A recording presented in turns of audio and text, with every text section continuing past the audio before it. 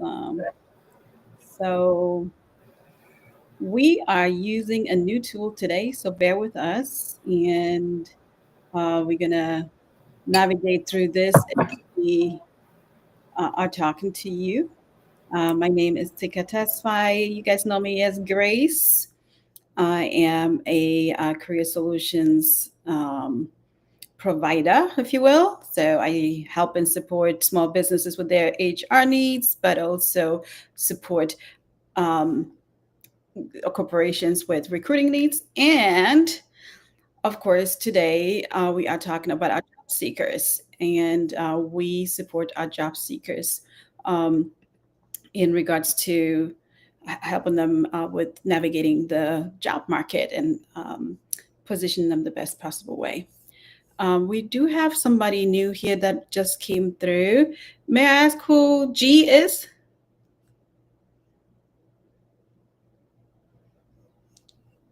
Jillian. Who is Jillian? Okay. But we do have John with us, who is on the East Coast. So his time a little bit later in the day already. John, welcome. How are you? Hey, how's everybody doing this evening? Yeah, I'm John King out here in the Washington, D.C. area. No, I'm not up in the pure Washington, D.C. area. I'm a little south, so I know there's a lot going on over there. But anyway, I am a retired veteran, 25 years in the Marine Corps. I run a recruiting firm, have some contracts with the National Security Agency, and I understand the challenges that veterans and the military community make when they're trying to transition outside of the military or outside of government service into the civilian world. So that's where I am, and that's where I lend my expertise at. Awesome. If you guys were with us last week, you will know that we discussed some of the challenges when it comes down to the question: what are your weaknesses? What are your what are your weaknesses? Right. So we talked about that last week, and we gave you guys some hints and tips and tricks and things like that. And hopefully that was very helpful. We actually got quite a good of response to that topic. We may have to bring it back again for those who were not able to attend. Um, of course, you can always reach us directly. We do offer one on one consulting. Everything we talk about here is not necessarily um, directed to you specifically, right? But it's for you to use that information with in your profession, in your current situation when it comes down to your job search, and apply it appropriately. So we do not know the individual circumstances or job industries, as well as different things that go with that, right? So this is general. We give in general information that we share from our experiences. John is a veteran, so he has a lot of good stuff to talk about. He is also very involved in the HR and recruiting space, and he can tell you guys about the different aspects when it comes down to recruiting for well, sorry, not recruiting, but applying for jobs that are within the government sectors. And the good thing is, he can talk to both directions. If you are coming from out of the military and um, you are trying to enter the job market, the corporate world, as well as if you are coming from um, the corporate world and you're trying to get a job within the federal department. Sorry, guys, I was a little bit distracted. I think somebody's trying to join us. I'm not quite sure who it is. Let's try this again. Um,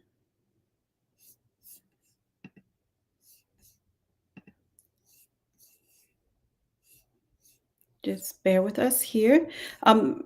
Keith, sorry, not Keith, John. We are waiting for Keith. Keith will be shortly joining us as well. But John, why don't you tell them a little bit more about that and how that is different?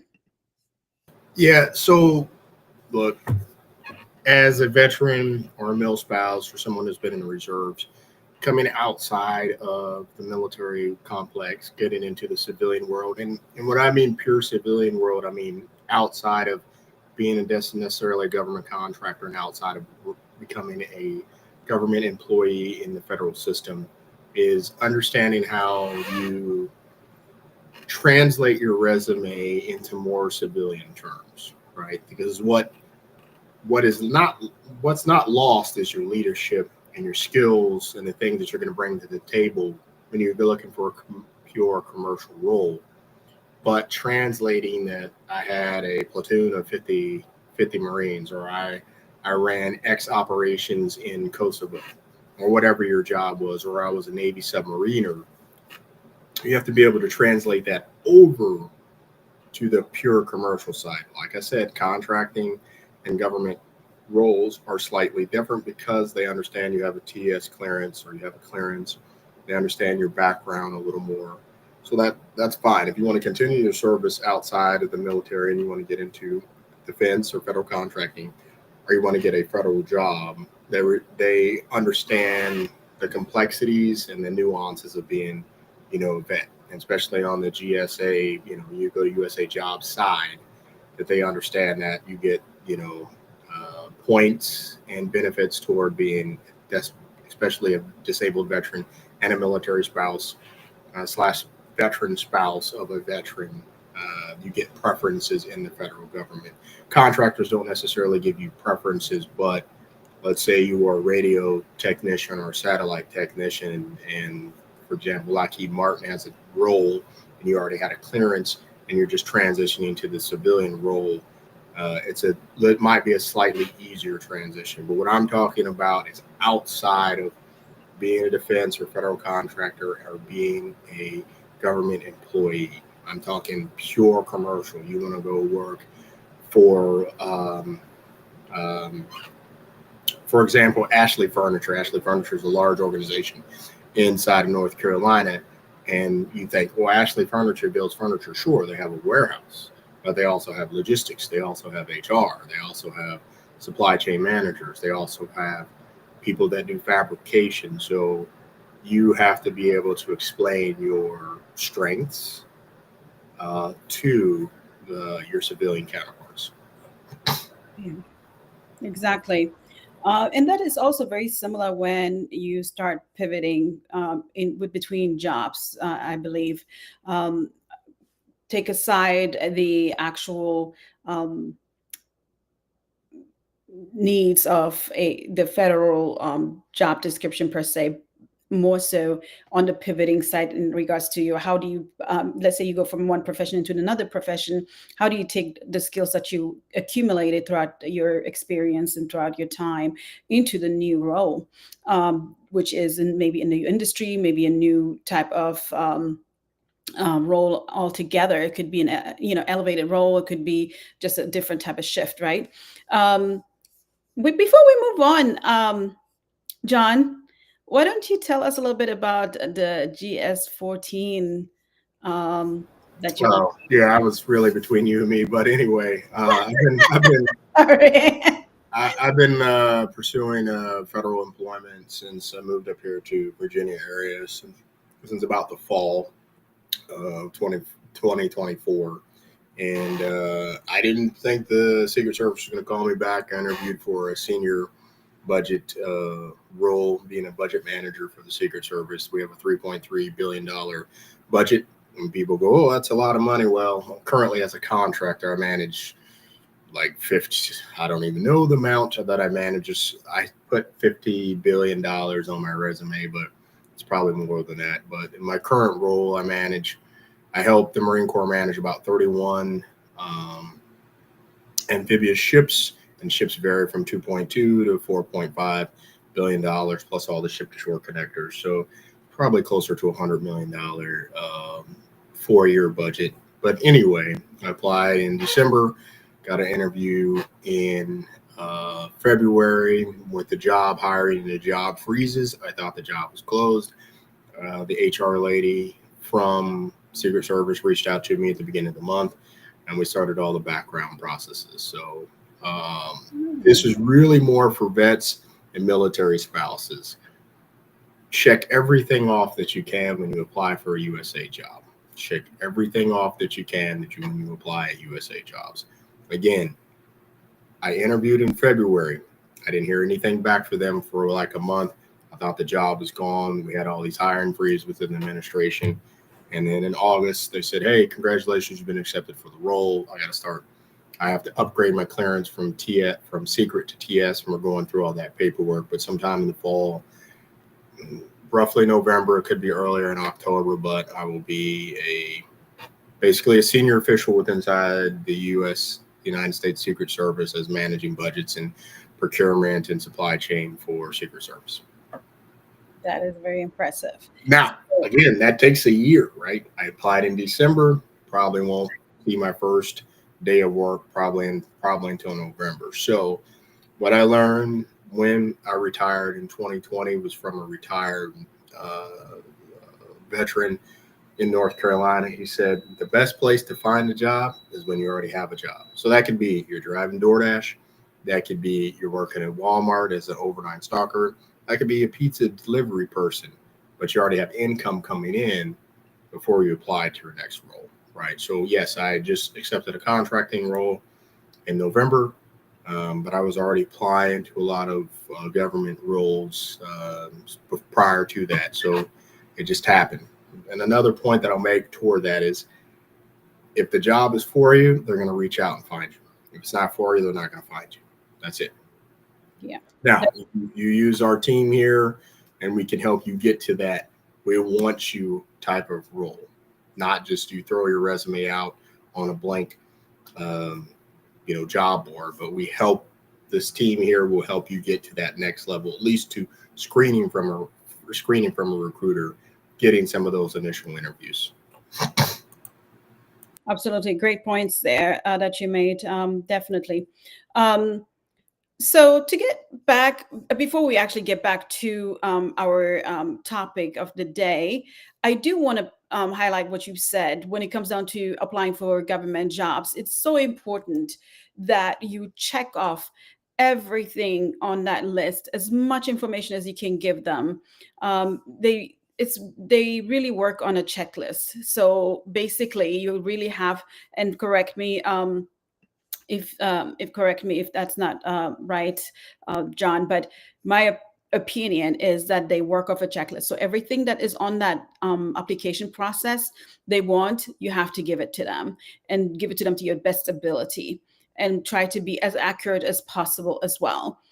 Because, with a lot of federal government jobs, there is a lot of background checks that will be done. And it's important that all the information is accurate and fully completed. Correct. You will fill out a self-evaluation. You'll do the initial screening.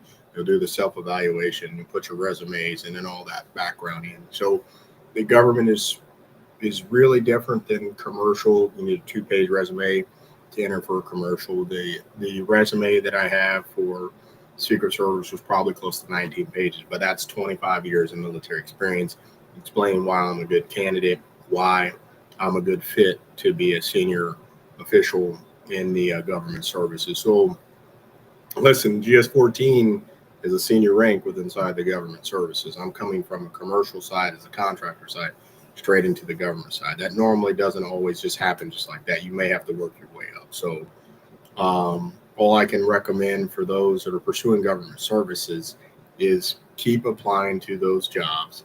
You may not hear anything right away. The government does move a lot slower than, say, a commercial role, but it's just the longevity, the security, and things with being in the government. I get it. Everyone's seeing things on Twitter and everything's seeing things on social media, but there's still a lot of agencies still hiring. Yeah, that is very true. It also often is more of the job that you are looking for more than general application, right? So that's something to keep in mind. Now, let's dive in to our topic of the day. As I mentioned before, last week was what are your weaknesses, right? And we had a great turnout last time. We had great conversations. Now, I do want to point out also that we are using a new tool today. So you have to kind of bear with us here as we are adjusting a little bit to this very new streaming tool that we are using. And we would just, I think we just added Keith to the call as well. Keith may not be able to be on the camera. Keith, if you are, feel free. If not, I'll go ahead and pass the mic. I'm here. Just wanted to say hello. Sorry for being late, everyone. No, you're absolutely okay. I'm assuming you're not able to be on camera, right? Not at this moment, unfortunately. No. That's fine. I just want to make sure it's not on my end, new tool and everything. Okay. So happy to have you, Keith. I'm glad you are able to make it. We were just covering some of the government side of the application process since that came up. And we are just now actually moving into the topic of the day. We're going to try to close this out on time today. So today's topic is, what is your greatest strength? For some, that may come easy. For others, it may be a little bit complicated or a little bit hard to talk about. It may feel like you are boasting or a little, cocky or whatever the case may be. We don't always feel comfortable to talk about ourselves, and that's different from one person to another. While another person can go on and on and on about how great they are, the other person has the hardest time speaking about the things that they really are good at. So that is, the difference in different characters that we really have to be aware of as people, right? Which one am I? Am I able to talk about my strength, or am I too shy or too not comfortable to talk about them at all? So it is, based on that, I would say adjust your presentation. It's it may help you be in fact very factual and very strategic about it. The reason being is you don't want to talk too much about yourself. You don't want to go on and on. You want to, hit the points real quick and, make, real connection, and also provide a lot of value and impact, right? So if you have not taken anything from what I say when I come on these rooms, one thing I really urge you guys to take away from this is, everything you say during the interview, everything you write on your resume needs to be impact and value driven. It's, of course, they may think you are a nice person. They may want to get to know you. But at the end of the day, what they want to know is, what are you going to do for them? How are you going to impact them? What is the value that they're going to get out of hiring you, right? So, and that is not necessarily only skills, right? How are you going to adapt to the company culture? How are you going to work with your team? And how are you going to work with your leadership? And so on and so on. These are part of that, right? Just being able to be easy to work with and very comfortable to work with, and a good communicator, having that flow of communication that they need. Those kind of things are also strengths, right? So this is what I would say initially. List out all the strengths, right? List out all your strengths, and then make sure you kind of analyze which ones are your technical skills that you are really strong at, which one are your interpersonal skills that you are really good at. Also, I call them functional skills as well as work habits. In the tech world, they may understand the functional skills a little bit better. But work habits, right? Like the more of a personality and behavioral skills that you bring to the workforce, to the workplace.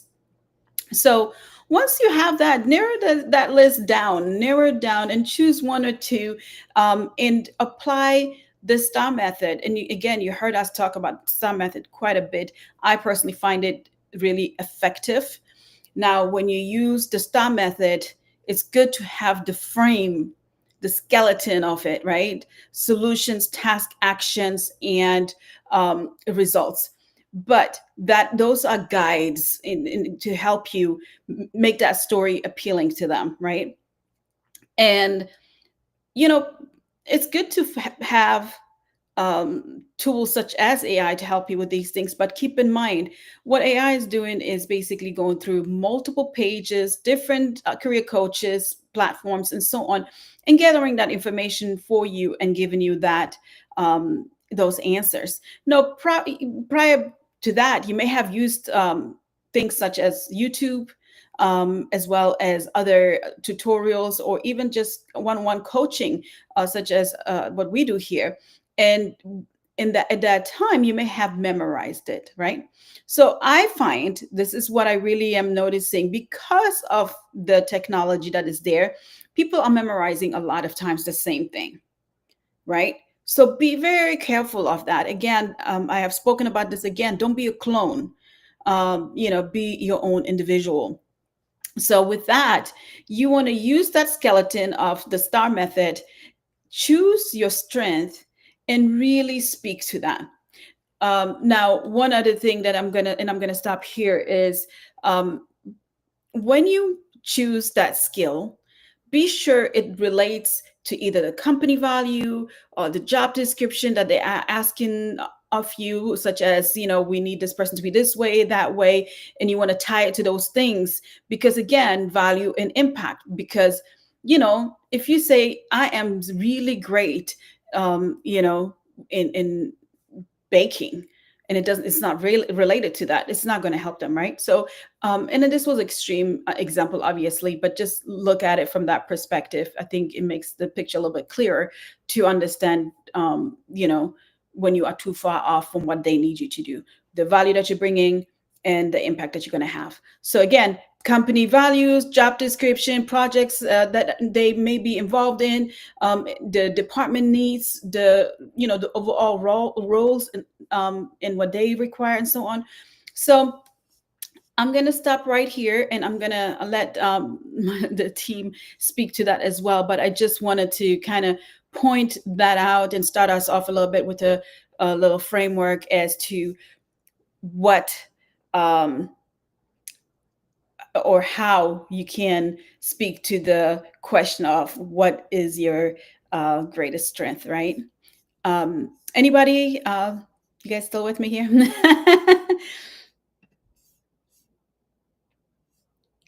Keith, are you with us? Yeah, I'm still here. I was Okay. letting you. I'm still, Awesome. So I'm here. who wants to take it next?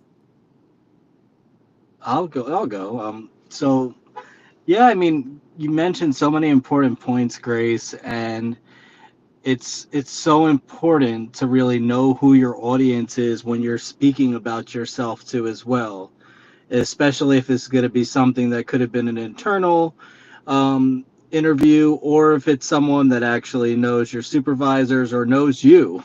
And you don't want to really talk about yourself and put yourself up at some whole other level than you actually really were in your prior roles. You want to be honest with people and just say it like it is.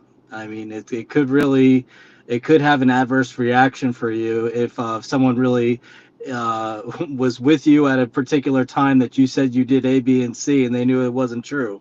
So just really know your audience and try not to bring up, and when you're going through storytelling or whatever you're going to do to talk about yourself through the methods, just make sure that, if any of these people, if it is an internal interview, that none of the people that are on the call were actually there at that present time, because again, people remember things from a different angle than you do through their lens, and there's always three sides to every story. So don't try to go in making yourself the hero when there's potential for them to, in their side of the story, to think that they were the hero there. Yes, absolutely. Yeah. Keith? Oh, I think you're mute. I don't know. That was going for just passing the mic. Okay, I think Keith is muted. Hi, Tia. How are you? Good. How are you? Sorry I'm late. T, I need to get your phone number. I was in Kansas City over the weekend between the 24th through like the 30th or something like that, because I have a lot of family out there. So I need to get your phone number, and they want me to come back for FIFA. So we need to hang out one of these times when the FIFA Yeah. comes. So nice to see you, Tia. We're talking about greatest strengths. Grace had a thing about weaknesses the last time, and so introduce yourself, tell everybody who you are and what's going on. Okay.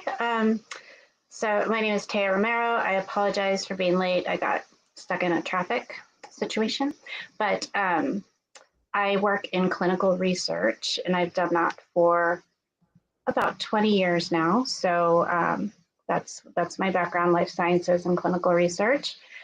And I think the strength topic, last time we were talking about how sometimes you may perceive your weaknesses as weaknesses when they're actually strengths. And I think sometimes,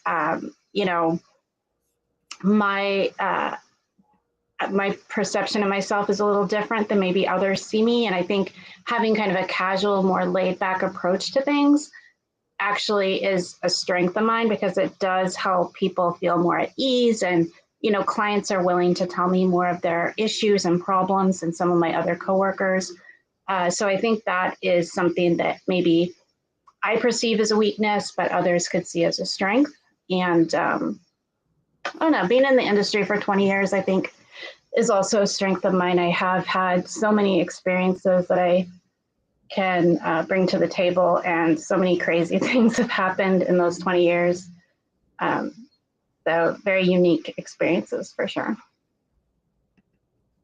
Yeah, awesome. I just want to point out we are here in four different time zones. So we're trying to make it in a way that as many people within the country can actually access this, and of course also outside of country, but it would be hard to accommodate that type of time zones, right? So Keith is in California. Tia is in Kansas, as John just mentioned. John is on the East Coast in Virginia right now, I believe. You never know what John is. Up and down East Coast somewhere. I myself, I'm in Texas, so Central Time Zone. So just give us a little bit grace and be a little patient with us. We try to make it on time and ready for you guys as much as we can. We are sharing all these all this information with you guys, and you guys have access. So I know all of us, like brand new. Yeah, this is all new to me. How was sorry it? if I had a messy intro. It is different. It's very different than entering the other system, but I think it's okay. You can hear me and see me okay, right? Yeah. Yeah. And I was not sure how I was able to access the comments on, I don't know, are you guys able to see the comments on LinkedIn? I'm not looking at LinkedIn. They're coming in on this. I can see them. It looks like Jay. Yeah, I see them on Reese. I'm not going to mess up his last name, but Jay had a kind of comment. He says, I think it's extremely important not to just talk about our strengths, but also give examples of each strength. So Yes, I do. Yeah, that is true, Jay. I do agree with you on that. However, I would say, as we speak about our strength, they have to apply to the conversation. They have to apply to the different aspects. As I mentioned earlier, you want to tie it to something that they are interested in hearing about, that they are really concerned about, something that is laying, it's really heavy on their chest, because again, it's all about you becoming that solution to their problem, bringing that value, bringing that impact that you're going to have once once they hire you on. So based on that, you want to tailor your strength that you, because most of us have many strengths, right? Like a lot of different type of strengths. Communication, you can say reliability, you can say you're fast, you can say you are efficient, you can say you organize, and so on and so on and so on, right? By the way, there are different ways of wording these things as well. That's a different that's a different subject. But my point is, you really want to tailor it to that. And let me give you here an example. One thing that I can think of is, for example, if you're a salesperson, right? Now you want to position yourself in a way that a sales director, for example, would want to speak to you. So as a account manager, what are you going to bring to the table? So you can say, I am a very persistent and very consistent, right? You can use these strengths. This is an example, and you have to back it up. When you say I'm persistent and consistent, right? So I was, you give them an example often, or, there was a situation, for example, I, had this customer, I stayed on them, I continued developing this relationship, and it was a consistent, I sent out emails and communicated with them and called them every other week, or so on and so on. This led into me finally having a conversation with them about the services that we have, and then I was able to sell them on the products, which was $5 million deal. Just making it up, but anyway, that's kind of like how you want to show value and impact that was as a result of your strength. Does that make sense? What do you guys think about that? Yeah, I mean, definitely you got to lay into your strengths, right? I'll take, for example, my interview with the Secret Service. It was a 15-minute interview, and it went like that, right? I didn't think I was going to have a call back as a very quick interview. You don't think so, but they asked me some very specific questions, how I handle challenges, how I'm going to handle, integrating myself within other departments within the Secret Service. And I answered them well and fine. So you have to go to your strengths. And so I know I've said this before because I am a retired Marine, and it's one of our leadership traits and principles is know yourself and seek self-improvement. No one else can tell your story better than you. Example, when I was retiring, I was going through all my mental health checks and TBI checks, PTSD and all of that through the VA. We had conversations about my childhood growing up. And I stopped them on the mark. I said, listen, we're not going to talk about my childhood because those things affected my mental health. But what I saw in combat, when I saw deployed, were totally two different things because I was an adult, right? So I redirected the psychologist at the VA and said, we're going to focus on what I saw in combat and what I saw on deployments, and not what happened to me until I from 0 to 17 before I joined the Marine Corps. So I redirected that person and said, this is what we're gonna focus on. So you have to make those conversations you have to turn your interviews into conversations. What are you into? Hey, do you like football? Do you like basketball? Do you like tennis? Right? You're able to talk about your strengths. Make that into a conversational thing. That way, you leave a lasting impression on the interviewer or the screener's mind. I would second that, because part of the interview is, am I going to be able to enjoy working with this person, right? So that is also something to keep in mind. You want to be someone that's approachable, friendly. And I think for women, it's really hard for us to boast about ourselves and to promote the strengths that we have.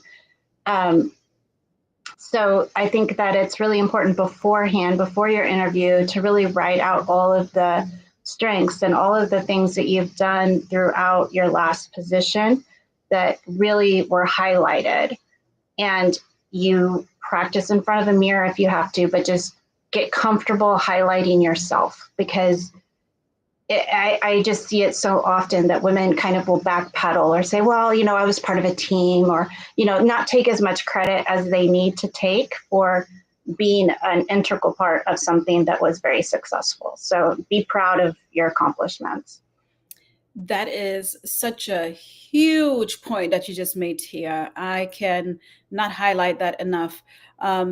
Not just as a female, but also like I see that also in cultural differences where, where there is a more of a modest behavioral coaching that we go through from like cultural perspective, where, boasting is, or, speaking even of your confidence or being confident is considered as a almost negative thing. It's like be modest, be more humble. Like that's kind of what is embedded in a lot of times in across different cultures as well. So such a big point that you made, and I just want to highlight that again when it comes down to talking about your strength. And that's why I think it's so important to really sit down and make that list for yourself. What are my real strengths?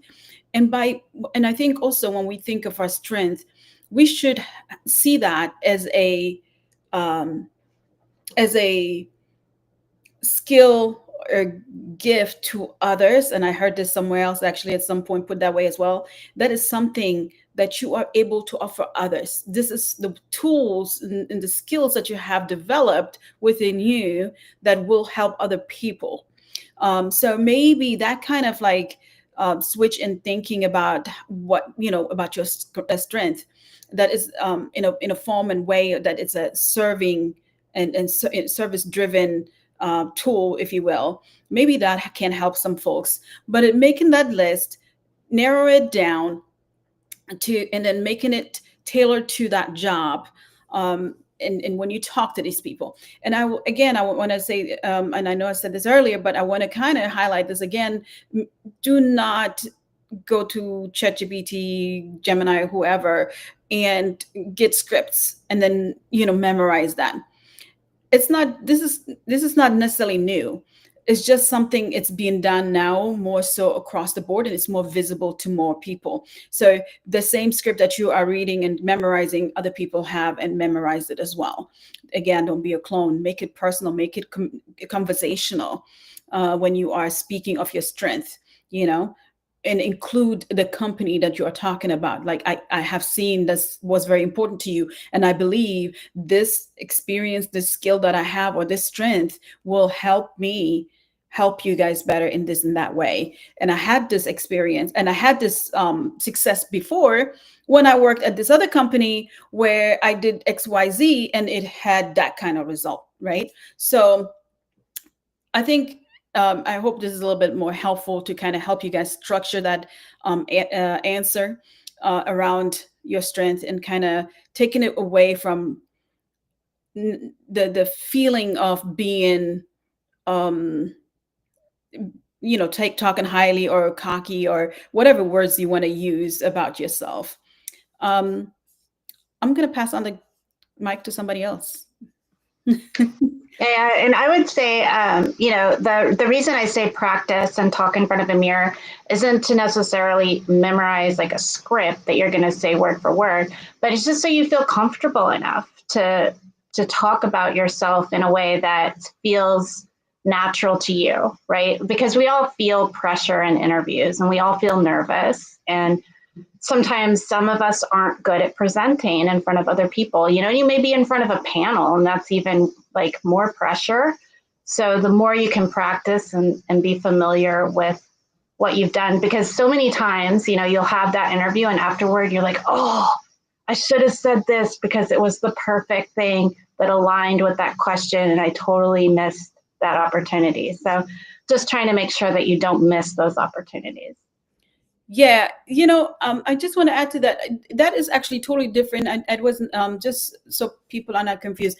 That's not what I was referring to. That is actually very necessary. I think it's very important to, have that time of practice and be comfortable with yourself, not just even with what you're saying, but being comfortable with yourself as well, like you mentioned, right?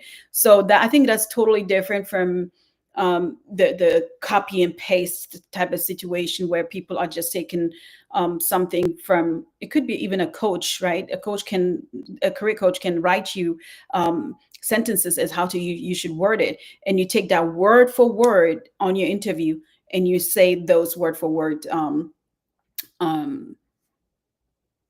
messaging, I guess you can't call it, right? So be careful about that. Be natural. Be more Well, be natural, right?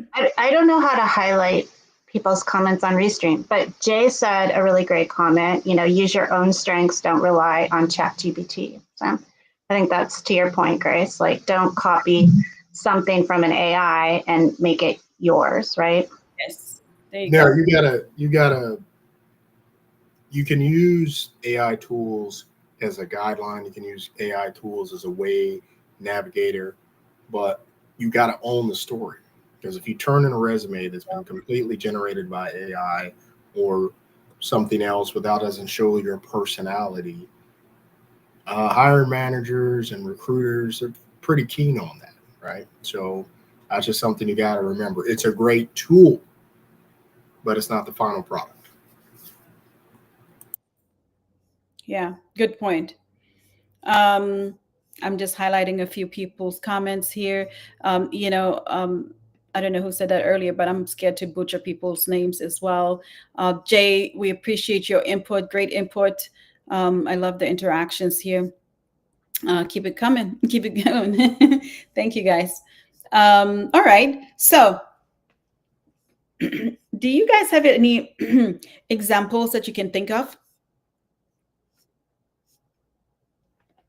And what I just keep going back to is own your own story, right? You have to own the story. Uh, During this process, prior to getting on to the actual federal government, being a retired guy, yada, yada, yada, being in multiple interviews, I have to own that story. What is my story?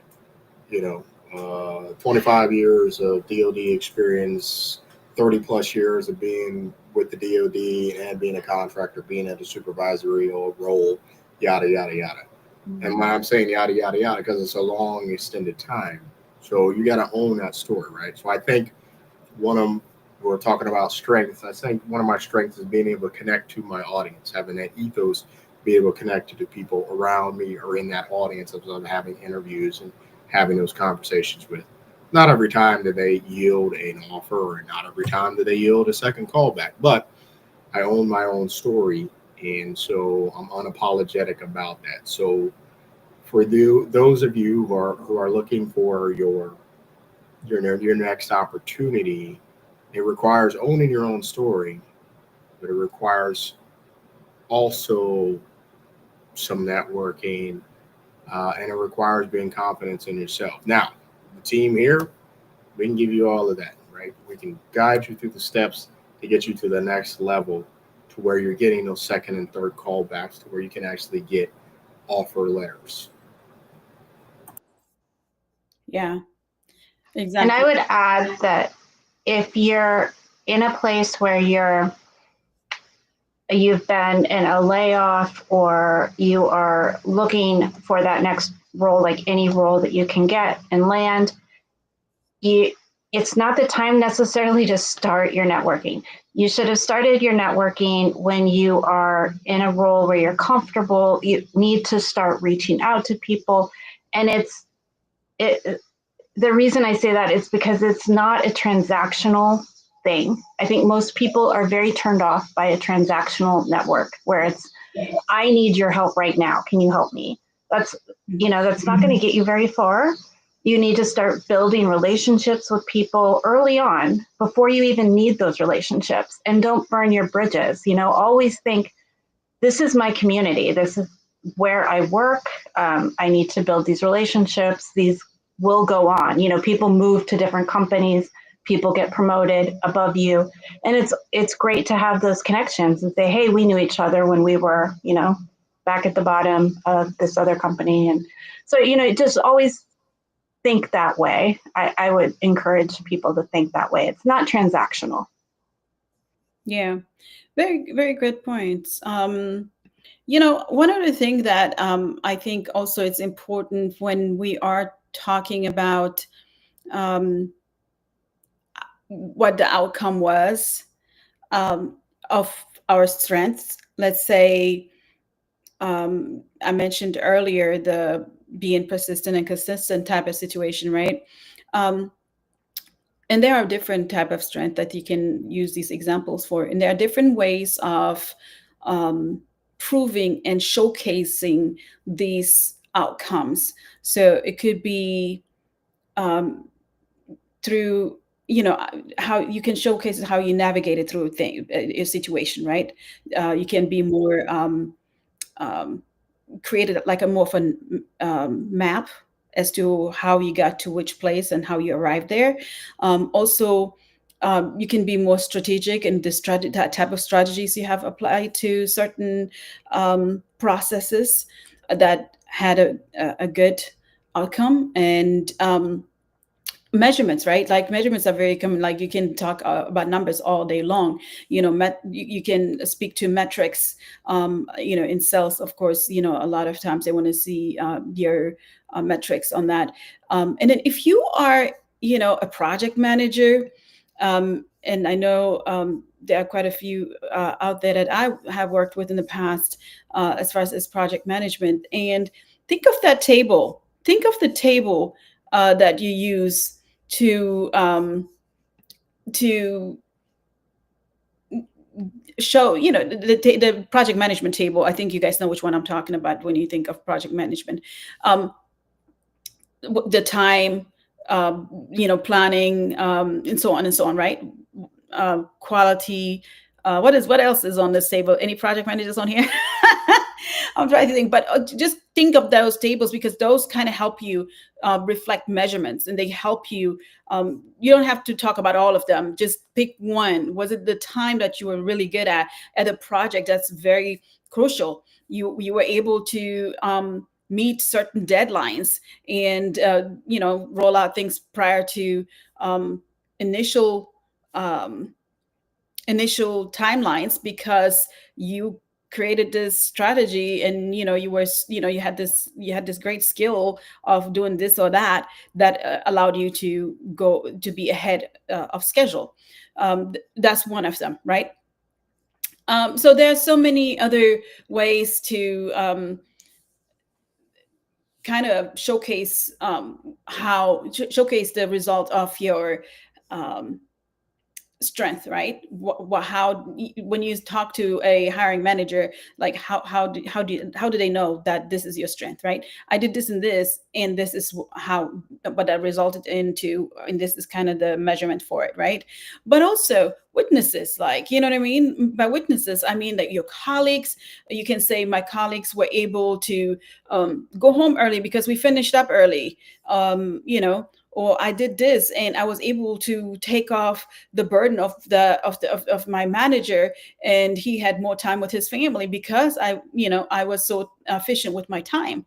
So these are some ways that you can really showcase certain measurements, I call them, to showcase the strength and the impact that those strengths have. Again, always think value and impact. And sometimes I think too, your strength doesn't necessarily have to be tied to a positive story.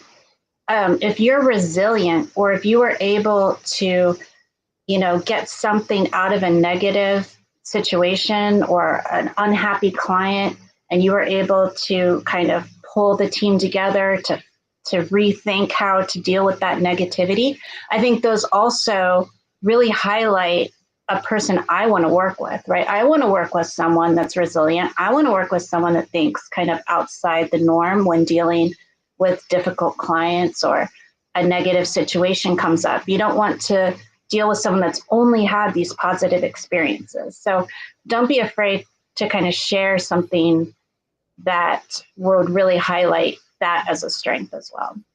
Exactly. Yeah. Anything else, John?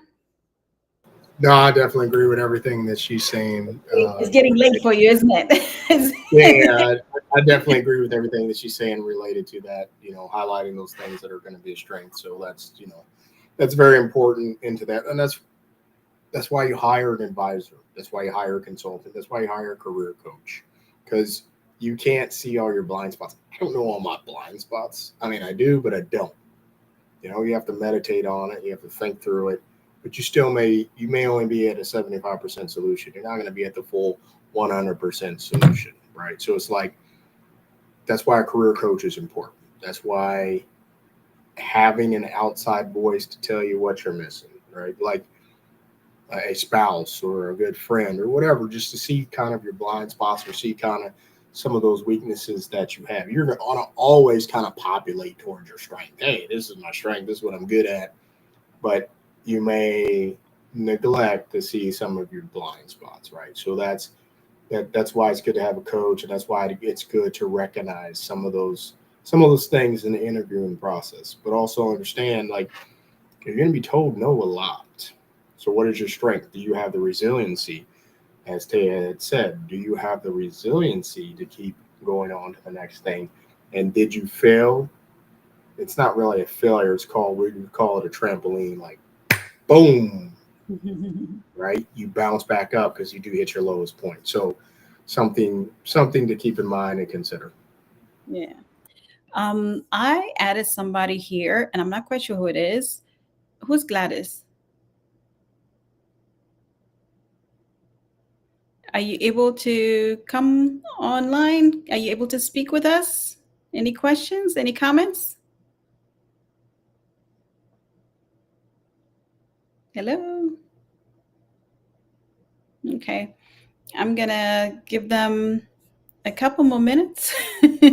If they are not speaking, we're going to let them go back to the audience, I guess. Any questions, everybody? Again, thank you so much for all your inputs, everyone here. Thank you, Jay, again. Joshua, welcome. Thank you.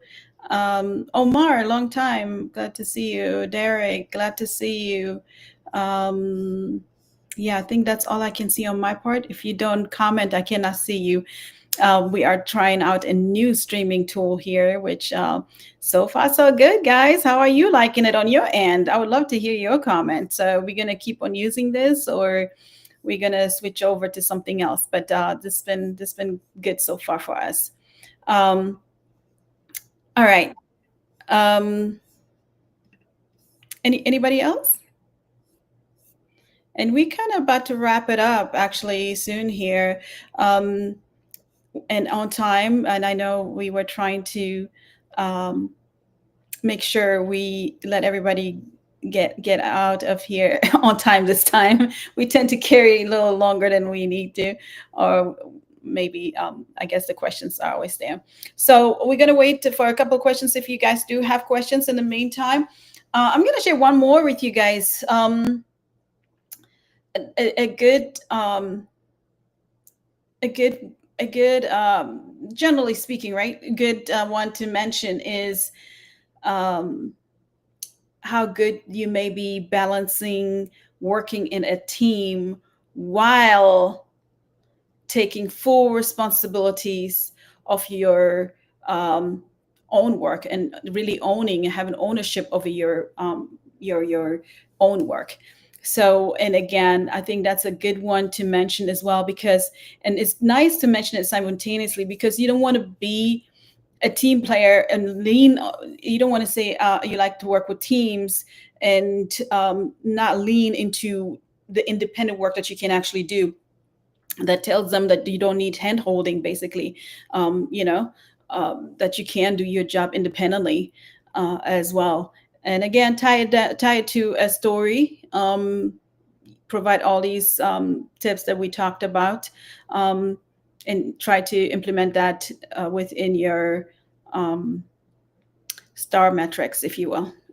Or not metrics, but Method. The STAR thank you, method. thank you. Method. There you go. All right. I think that's really important, Grace. In sales too, it's very important that you can hold on. So it is something definitely you want to highlight, that you have that independence and that you're able to do that. Yeah, exactly. I'm glad you brought up sales, and to wrap it up also, one thing I do want to keep this in front of your minds when you are fresh, or especially fresh on the market for a new job, right? You have to switch from the thinking that you have, and you guys heard me say this before. If you were an engineer, if you were a project manager, if you were an accountant, etc., etc., when you become a job seeker, you become a salesperson. The product is you and your skills and everything that you're bringing to the table. So try to shift your mindset in that way as well a little bit, to, you know, to really bring to the front the product that is you, basically, for lack of words, right? And the services that you as the person bring to the table, and all the impacts and values you're going to have. So that's a very, I think, important to keep in mind, because we, as professionals in other areas other than sales, especially even in sales, you will be surprised. Actually, we are good with selling other things and other services, and even the skills of other people. But when it comes down to ourselves, it's a little bit different. You know what I mean? It's a little bit more challenging, because we have to dig deep to see ourselves sometimes, versus what is in front of us, and we admire in other people. It's easier to talk about and really promote. Well, you definitely hit the nail on the head right there. You had the hammer strike the nail. I'm a great consultant to a lot of other people. I can give them a roadmap. I can give them a guide. I can give them an azimuth on which direction they need to go for a career role or business development or whatever. But then, do I do that for myself? I got one finger pointing that way and three back at myself. I got to be able to figure out. And I wasn't here for your conversation, but weaknesses. One of my main weaknesses is not taking the time out for myself to be able to identify, like I said earlier, those blind spots on how I can actually improve my own thing and not just prop up other people. Yeah, I agree with you. Yeah.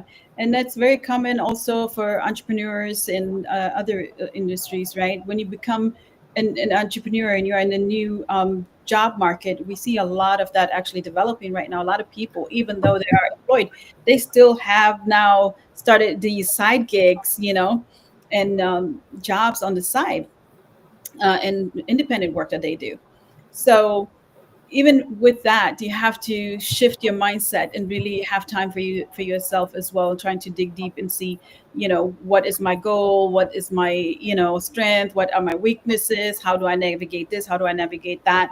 So it is a real at the end of the day, a lot of it is tied to our mindset as well, which that's something I'm constantly working on. I don't know if it's a strength or weakness, to be honest with you, because yes, it has weaknesses, but also I do find strength in it when I actually practice certain things to help me cope with those things. And to pivot back into the strength, weakness, the conversation we had last week was, what are you doing to overcome that weakness, right? And here, with the strength, how did you get to this strength, and how is that really working out for you? What makes it a real strength for you? um, I think it's yeah, it's all starts in our heads. It's all a mindset initially. Yeah, that is, I think that's definitely an issue. Taya just said something about emotional intelligence, being empathetic and a team player, being able to delegate, top all strengths, and hone in an interview. All of what you said is very important, right? It all starts with the mindset. How many steps, what is the step to success? The first step, right? As a small business entrepreneur in 2022, the first step for me was establishing the LLCs. That was it. Having the money, having a little bit of know-how, and establishing those LLCs. Look, life takes a turn, and I won't say that I won't ever come back to becoming an LLC, running LLCs again. I work for the government full time here come November, but the first step to knowing if you're going to do it or not is taking that first step, right? I have a daughter that just started college. We have a daughter that started college in Virginia State University in Petersburg, Virginia, historically black college and university. I'm close enough to her to go back and do some stuff, and I went down there over the weekend, made sure she had all of, she needed some extra stuff at the grocery store. She probably wanted to see a parent, a little bit of, missing home, anxiety, all good, all things that help in her growth as becoming a young adult. But what was the first step? Applying, going to the school on a homecoming weekend thing, going to the mandatory freshman orientation. So a lot of folks are just going to be stuck right here because they don't want to take that first step. And this is coming from someone that started their own businesses, being a sole breadwinner in 2022. And I wanted to make sure my family was okay before I took that first step. Right? Not every business is going to be successful. That's a whole nother topic we can talk about. Is don't believe all the hype you see on TV and the internet and everywhere else, because I can give you a whole class on that. You're right about that. Yeah, I think that's a good note to kind of leave it at as well.